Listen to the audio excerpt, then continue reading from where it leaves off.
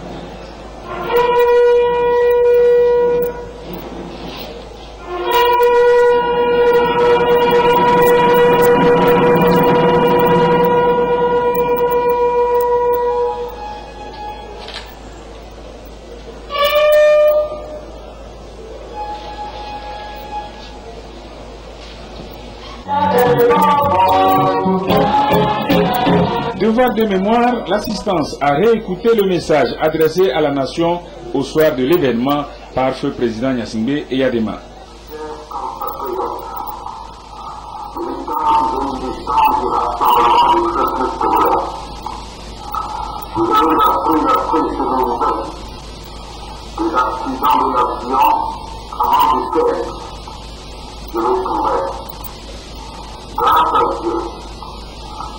Je suis heureux de vous annoncer que je suis encore en vie. Mais les erreurs le savent. Malheureusement, nous te serons certainement et nous nous estimons devant leurs esprits mortels et présentons nos sincères condoléances aux familles déplorées. Un coup isolé n'arrête jamais le combat. Quelles que soient les circonstances, et quoi qu'il arrive, vous continuerez. La bataille que nous avons entreprise ensemble pour avoir les parents économiques. Vive le Togo. Sarakawa a marqué un tournant dans le parcours du Togo vers son émancipation économique.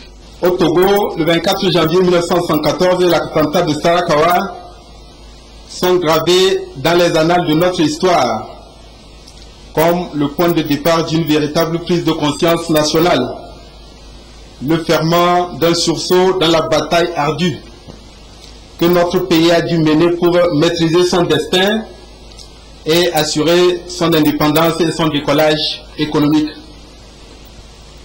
Cet événement traduit la volonté inébranlable de feu général Nyazingbe et Yadema de porter le Togo vers le progrès et le développement et d'assurer le bien-être des populations en exploitant de manière judicieuse nos ressources et nos potentialités. Mesdames et messieurs, l'attentat de Sarakawa constitue une histoire tragique, une histoire poignante aussi, celle de visionnaire de ce grand homme d'État animé d'un patriotisme ardent, qui a lutté avec foi et discipline, au péril de sa vie pour préserver l'honneur et les intérêts majeurs de notre pays. Dans ce ordre d'idées, nous nous retrouvons aujourd'hui en ce haut lieu chargé d'émotions, alors que notre sous-région et le monde sont confrontés au terrorisme, aux dérives sectaires, à l'intolérance, au fondamentalisme, au fanatisme, aux extrémismes et au trafic de tout genre qui mettent à mal la paix, la stabilité et la sécurité individuelle et collective des États, sèment mort, ruine et désolation et font peser des risques énormes sur les économies et la cohésion des sociétés. Excellence, Monsieur le Président de la République, depuis la nuit des temps, une vérité a dominé la succession des âges, des périodes, des événements et des phénomènes de la vie des communautés humaines. Cette vérité nous enseigne que rien n'est évident. Chaque jour, vous tracez avec détermination, sagesse et sérénité et vous montrez la voie avec des résultats probants. À cet égard, la politique d'apaisement et de réconciliation nationale, les efforts importants visant à y jeter les fondations d'une nouvelle croissance économique inclusive et solidaire et pour offrir de meilleures conditions de vie aux Togolais, la volonté d'enraciner la démocratie et les libertés, l'esprit d'ouverture et d'écoute que vous imprimez à toutes vos actions conduisent inexorablement vers une transformation en profondeur de la société togolaise. Plusieurs chorales ont animé ce 41e anniversaire de l'attentat de Sarakawa.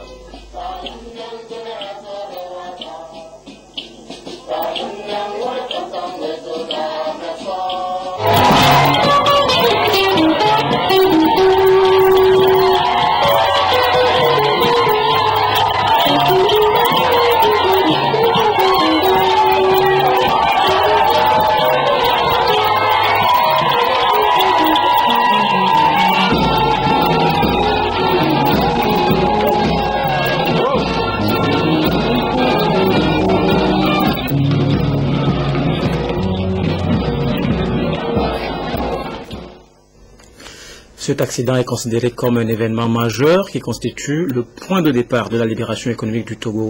41 ans après, le pays poursuit son chemin vers le développement. Il y a un an a été lancée une politique d'inclusion financière qui prend surtout en compte les couches les plus pauvres, politique institutionnalisée à travers le Fonds national de la finance inclusive et son premier produit, l'accès des pauvres aux services financiers. Environ 325 000 personnes exclues du système financier classique en ont bénéficié. Le bilan avec Arnaud Kiriou. Le Fonds national de la finance inclusive, FNFI, a été lancé le 25 janvier 2013 à Accra par le chef de l'État. Son premier produit, accès des pauvres aux services financiers AFSEF, a suscité beaucoup d'engouement auprès de la population.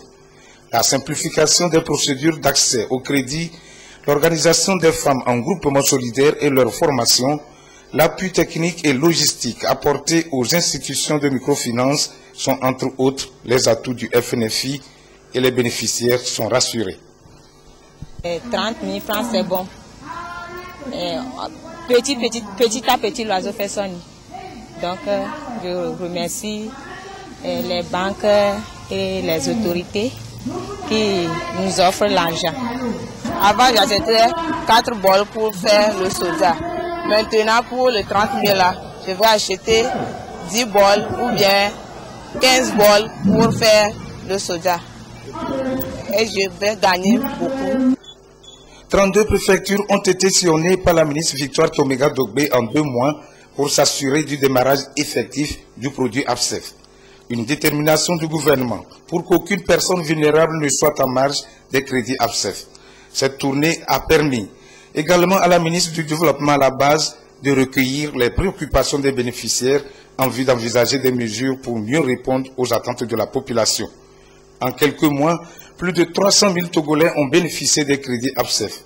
L'État va débloquer en 2015 12 milliards de francs CFA pour permettre au FNFI d'aller plus loin en s'intéressant spécifiquement aux jeunes et aux agriculteurs. Une annonce faite par le chef de l'État lors de son message de vœux adressé à la nation. Tournée d'évaluation et de sensibilisation des syndicats des conducteurs. Une délégation de l'UNATROT, de l'ICICORP et de l'URD était à Sokolé pour s'entretenir avec les conducteurs et les transporteurs routiers sur le respect et l'application du nouveau code de la route. La marque Boudjoula. L'Union nationale des transporteurs routiers du Togo, UNATROT, l'Union des syndicats des conducteurs routiers du Togo, UCICOR, et l'Union des routiers du Togo, URT, appellent les transporteurs et conducteurs de la région centrale à plus de responsabilités face aux défis actuels liés au secteur des transports. Une délégation de Lomé a fait le déplacement de Sokodé pour sensibiliser les conducteurs de la région centrale sur l'application effective du nouveau code de la route. Nous avons senti la nécessité de nous déplacer pour démontrer pour le compte de l'année 2015 à l'endroit de nos gouvernants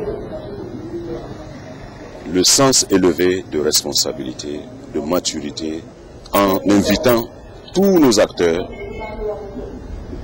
à veiller à l'application effective du nouveau code de la route.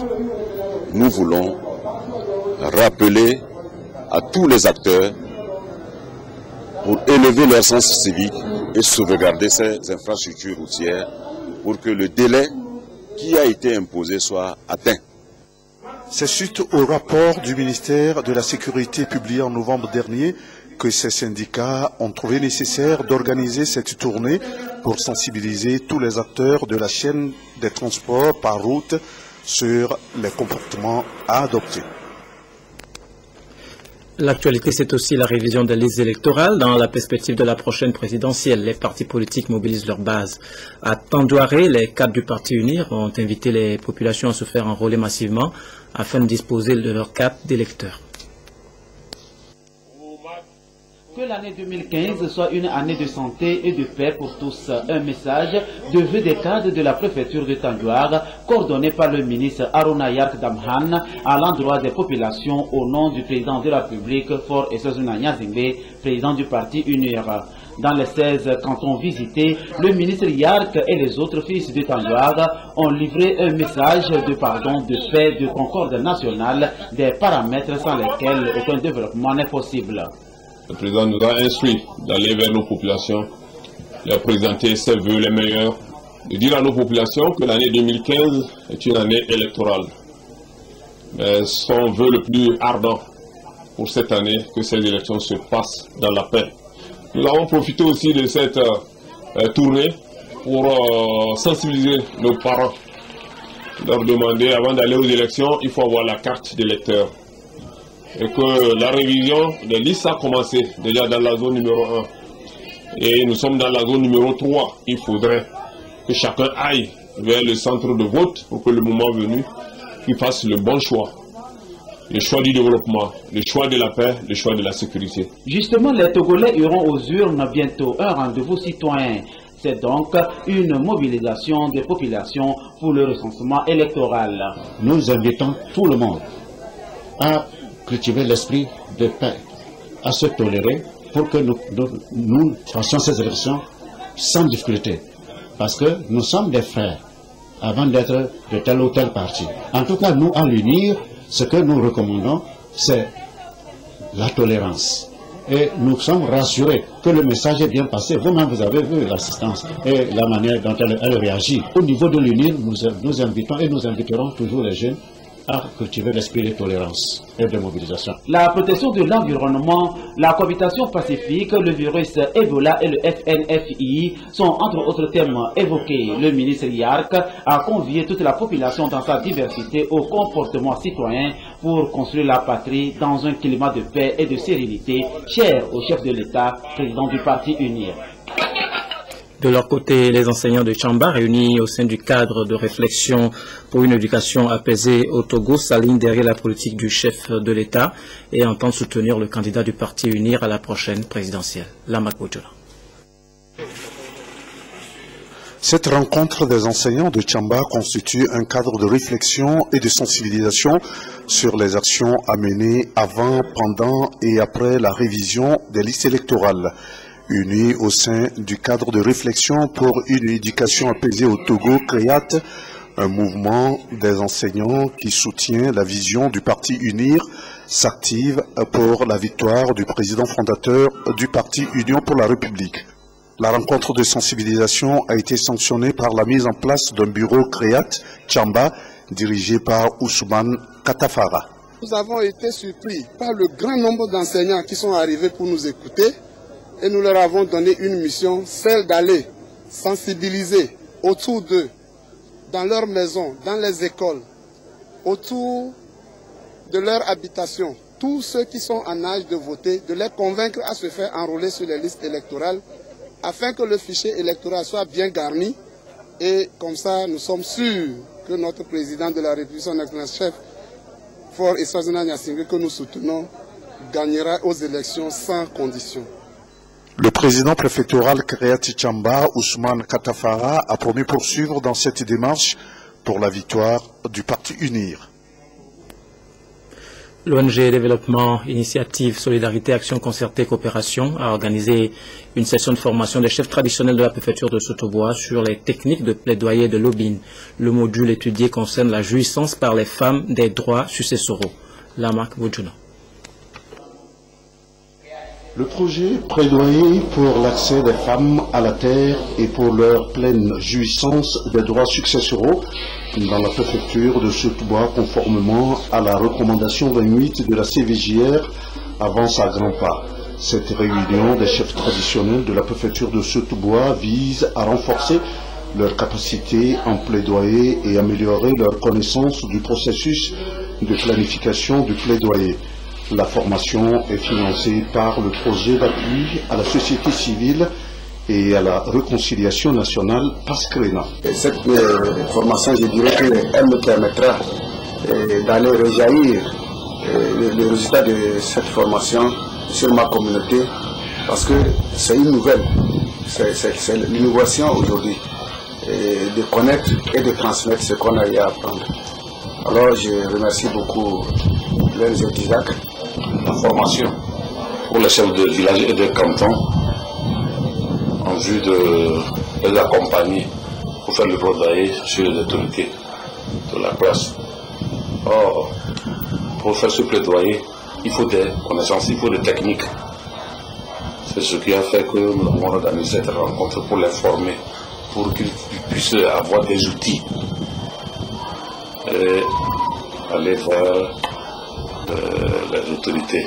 Le thème de la session, les techniques de plaidoyer dans le cadre des actions concertées pour la reconnaissance des droits successoraux de la femme dans la préfecture de Sotobois, a permis aux participants chefs traditionnels, garants des us et coutumes, de repartir avec des idées claires sur les droits de la femme en milieu rural.